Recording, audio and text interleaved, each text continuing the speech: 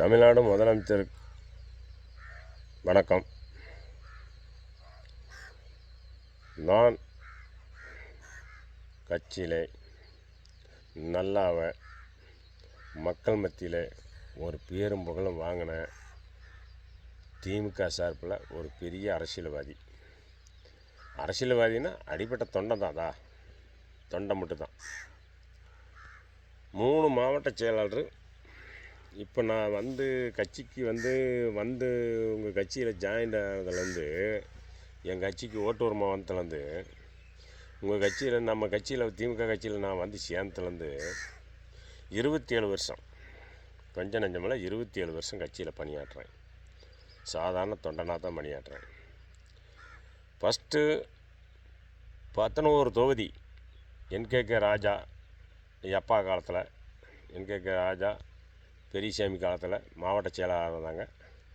என்கேகே ராஜா மாவட்ட செயலாளர் ஆகும்போது அவர் கடற்துறை அமைச்சர் ஆகும்போது நான் கட்சிக்கு போகிறேன், கட்சியில் சேர்றேன். கட்சிக்கு 11 தொகுதி. அப்போ அவரோட செயல்பாட்டில் நல்லபடியாக மக்களுக்கு நல்லது செஞ்சார். மந்திரியாக இருந்து செஞ்சார். ஆனால் மக்களோட தொண்டை, அடிமட்ட தொண்டை வரைக்கும் நல்லா பார்த்தாரு, பிடிச்சாரு. ஒரு அனுசரித்து ஒரு நல்லது கெட்டதுக்கு அணுகி வந்தார். ஒரு ஸ்டேஷன் பிரச்சனையோ ஒரு ஆஃபீஸ் பிரச்சனையோ கூப்பிட்டு நேரில் வரலைனாலும் ஃபோனில் பேசி காரியத்தை சாட்சி பண்ணி கொடுத்தார். ஒரு எளிய மக்களுக்கு வேலை வாய்ப்புக்கு, கவர்மெண்ட் அரசு வேலைக்கு பணம் இல்லாத கூட, யாருக்கிட்டையும் ₹1 வாங்காத கூட எத்தனையோ பணிகள் நிரப்பினார்.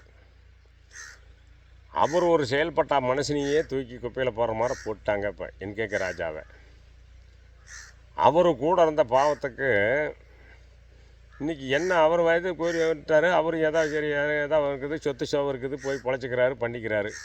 நான் 30 வருஷமாக கட்சியில் இருக்கிறேனே. எந்த அரசியல்வாதியை இப்போ அதுக்கு முறைப்படி 3 மாவட்ட செயலாளர் மாறினீங்களே. என்ன கட்சிக்காக உழைக்கிறவனை உறுப்பினராக வச்சுக்கிட்டு இருக்கிறாங்க. அப்போ அவர் எலெக்ஷன் நடத்துவார். என்கேகே ராஜானா இடத்த எலெக்ஷன் நடத்துவார். எலெக்ஷன் நடந்து யார் திறமை இருக்குதோ, நல்லவனை யார் தேர்ந்தெடுக்கிறாங்களோ அவனை தான் ஒன்றிய செயலாளரோ மாவட்ட செயலாளரோ இல்லை பேரூர் செயலாளரோ தேர்ந்தெடுக்கிற மாதிரி எலெக்ஷன் நடத்தினார். இப்போ நீங்கள் நீங்களே நாமினேஷன் வாங்குங்கிறீங்க, பணத்தை கட்டுங்கிறீங்க. ஒரு கட்சி பொறுப்புக்கு பணத்தை கட்டினா பணத்தை கட்டுறதாட சரி, ரசீதி மட்டும் வாங்குறதாட சரி. இப்படி ரசீதி மட்டும் வாங்கி வச்சுக்கிறதா சரி. எலெக்ஷனு நடத்துறது இல்லையே ஒரு கட்சி எலெக்ஷனு. அப்படியே நாமினேஷனில் போட்டு அப்படியே நீங்கள் பண்ணுறீங்கள, உங்களுக்கு சேர்ந்த ஆளுகளுக்கு பண்ணுறவர்களுக்கு சொந்த பந்தம் அங்கும் பங்காளிக்கு போடுறீங்க. அது எதுக்கு நாமினேஷன் பாரம்னு வெளியே விடுறீங்க? எதுக்கு அந்த பேப்பர் நியூஸு? அதுக்குன்னு தேர்தல் அதிகாரி எதுக்கு நியமிக்கிறீங்க? வேண்டாங்க ஐயா, தளபதி ஐயா. அதாவது நேற்று சர்வ கட்சியிலேருந்து வரவெல்லாம் மாவட்ட செயலாளர், ஒன்றிய செயலாளர், பொதுக்குழு உறுப்பினர், எம்எல்ஏ ஆகணும், மந்திரி ஆகணும்னு வராங்க. சர்வ கட்சியிலேருந்து வரவன் காலாகாலமாக திமுக குலைக்கிறவனுக்கு என்ன கொடுக்குறீங்க? என்ன பொறுப்பு கொடுக்குறீங்க? ஒரு கட்சியில் ஒரு பொறுப்பு கொடுக்குறீங்களா? ஏன் எங்களுக்கு அந்த எம்எல்ஏ ஆகலான ஆசை இருக்காதா? 30 வருஷம் கட்சியில் உழைச்சல, நாயாக உழைச்சல, ஓடா தேஞ்சல. ஏன் எனக்கு எம்எல்ஏ ஆகலான்னு ஆசை இருக்காதா? எவன் மாவட்ட செயலாளரானாலும் சரி இருந்தாலும் அவன் 5 வருஷத்துக்கு மாவட்ட செயலாளராக இருந்தால் அடுத்த பொறுப்புக்கு போகும்போது தான் அவன் மாவட்ட செயலாளர் எடுத்துகிட்டு எம்எல்ஏ சீட்டு கொடுங்க. ஒன்றிய செயலாளருக்கு எம்எல்ஏ சீட்டு அறிவிச்சிங்களா, ஒன்றிய செயலாளர் எடுத்துகிட்டு இது பண்ணுங்கள். ஒரு ஆளுக்கு ஒரு பொறுப்பு கொடுங்க. எதுக்கு இத்தனை பொறுப்பு கொடுக்குறீங்க? ஒவ்வொரு மாவட்ட செயலாளர் 10 பொறுப்பு வச்சுக்கிறாங்க, ஒவ்வொரு மந்திரியும் 10 பொறுப்பு வச்சுக்கிறாங்க. மொத்தம் தொண்டவெல்லாம் எங்கே போவான்? தெருவில் போவானா? என்னங்க அரசியல்னால் கரெக்டாக பண்ணுங்க. நானே சொன்னால் கலைஞர் பேரில் பண்ணார், தெளிவாக பண்ணார். ஒரு ஆளுக்கு ஒரு பொறுப்பு தான். அப்படி பண்ணுங்க. இப்படியே வர்றவனுக்கெல்லாம் ஜன்னதிகளுக்கு இடம் சர்வ கட்சியிலேருந்து வர்றவனுக்கெல்லாம் சர்வகதியில் விட்டுறீங்களே. இப்போ எனக்கு நானும் 4 முறை மாவட்ட செயலாளருக்கு மனு போட்டேன். மாவட்ட செயலாளருக்கு பணம் கட்டினேன், ஒன்றிய செயலாளருக்கு பணம் கட்டினேன், பேரூர் செயலாளருக்கு பணம் கட்டினேன், பொதுக்குழுவுக்கு பணம் கட்டினேன், செயற்குழுவுக்கு பணம் கட்டினேன், பேரூருக்கு பணம் கட்டினேன். எந்த பொறுப்பு கொடுத்தீங்க? எல்லாம் பணத்தை மட்டும் தான் வாங்கிட்டு ரசீதி மட்டும் கொடுத்துட்டு போயிட்டீங்களே. எந்த பொறுப்பு போட்டீங்க? இந்த 10 பேர் என்ன ஒரு மாவட்ட செயலாளர் அறிவிச்சு நான் பாடுபட மாட்டேனா? என்னால் ஒரு 1000 தொண்டை பின்னால் வச்சுட்டு சித்த முடியாதா? எல்லாம் அந்தந்த பவர் வரும்போது எல்லாம் சித்துவாங்க. இந்த ட்ரிப்பு என்ன பண்ணுறீங்களோ ஏது பண்ணுறீங்களோ தெரியாது. எனக்கு இந்த 30 வருஷம் அனுபவத்தில் எந்த ஒரு பொறுப்பும் திமுகவில் கொடுக்கல. ஆனால் 3 திமுகவில் கொடுக்கல. இன்னும் சாதாரண கடப்போடு தொண்டனாக தான் இருக்கிறேன். அதனால் என்ன பண்ணுறீங்களோ ஏது பண்ணுறீங்களோ தெரியாது. இந்த மாவட்ட செயலாளர், ஒன்றிய செயலாளர், பேரூர் செயலாளர், பொதுக்குழு, செயற்குழு இல்லை, இது யாருமே எனக்கு வந்து இவன் ஒரு இல்லாதவன்னு சொல்லி யாரும் பரிந்துரை பண்ண மாட்டாங்க. பவானி தொகுதி 2026க்கு பவானி தொகுதி சீட்டுன்னு எனக்கு தான். என்னை தவிர்த்து நீங்கள் யாருக்கு அறிவித்தாலும் இன்றைக்கி 200 வருஷம் ஆனாலும் தோக்கிறது தான். ஆனால் பெரிய அளவுக்கிட்ட போய் மோதி நீங்கள் பெரிய அளவில் மோக்கறுத்துட்டு வரானாங்க. ஒரு இல்லாதவனை கொடுத்து வெற்றி வாய்ப்பு தேடி தரும்போது ஒரு வாய்ப்பு கொடுங்க, ஒரு கடக்கோட்டு தொண்டனை கொடுங்க.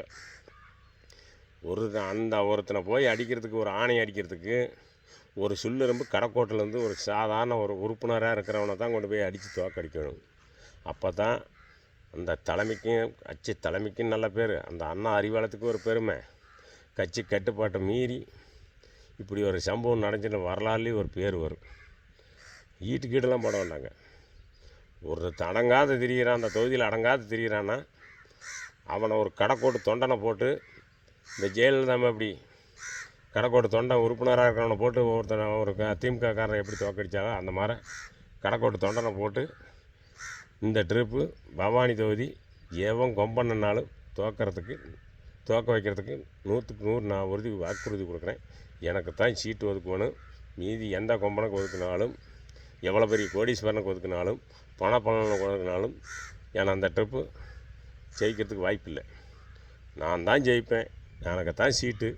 வேறு வந்து இந்த மாவட்ட செயலாளர், ஒன்றிய செயலாளரில் எனக்கு பரிந்துரை பண்ண மாட்டாங்க. ஏன்னா அது அப்படியேப்பட்ட துரோகி தான். எனக்கு பண்ண மாட்டாங்க. ஒரு பொறுப்பே கட்சியில் போட மாட்டேங்கிறாங்க. இவனுங்க போய் எல்லாம் இப்போ ரேட்டு பேரம் பேசுகிறாங்க. கட்சியில் பொறுப்பு போகிறதுக்கு பணம் வாங்குகிறாங்க. மாவட்ட செயலாளர், ஒன்றிய செயலாளர், பேரூர் செயலாளர் வாங்கிட்டு தான் பொறுப்பாக அப்புறம் லெட்டர் பிள்ளையாட கொடுக்குறாங்க. இல்லைன்னா செல்லாத லெட்டர் பிள்ளையாட கொடுக்குறாங்க அந்த பொறுப்புக்கு.